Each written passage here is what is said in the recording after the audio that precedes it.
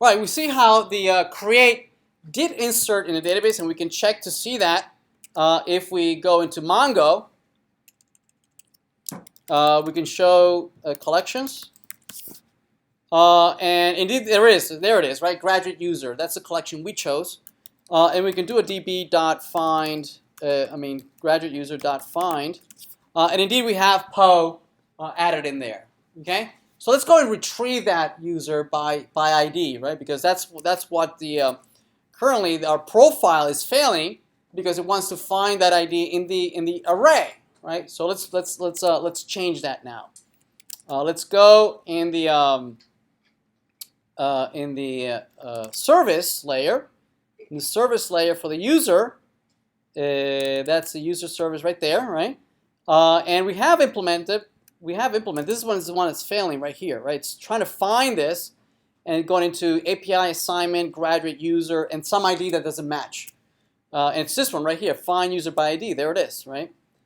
So instead of looking in the array, we could use the model to do this, right? We can do, there we have the ID, there it is, right? So instead of iterating, right, over the array, we can use the user model dot find user by ID, find user by ID. We can provide that user ID. There it is. That's going to return a promise, right?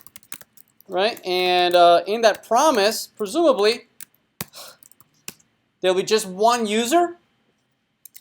There it is. The user is coming back, and we can do a response.send or JSON, right? JSON user, or respond with an error. Okay, and I think that would be it. Let's refresh this. Let's restart. So we go back here. If we refresh, notice that Po is in there. See that? It retrieved it from the database, and it came back from the database, right? And now it doesn't matter if I restart the server.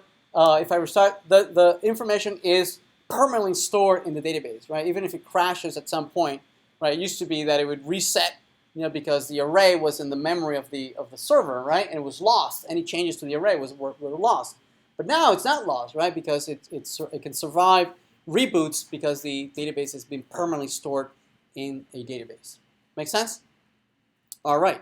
So the work would be now to replace all these, right? Find by user ID, by all users, create user, update user, delete users, to replace them by using the user model instead of the local array. Make sense? And we'll do that when we come back. All right. Thank you.